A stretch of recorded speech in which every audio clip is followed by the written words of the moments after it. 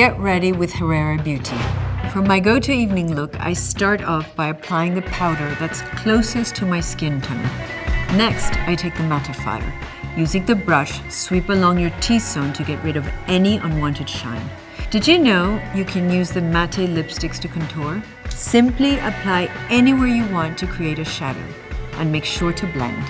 When it comes to creating a bold red lip, hydration is key. I love using the Mini Tints as a primer. Then I use the lip liquid in the vinyl finish as a top coat. It's also super easy to apply thanks to the precision applicator.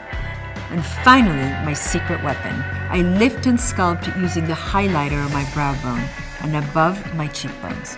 You can also add a touch to the inner corners of your eyes and above your cupid's bow. Herrera Beauty, it's a keeper.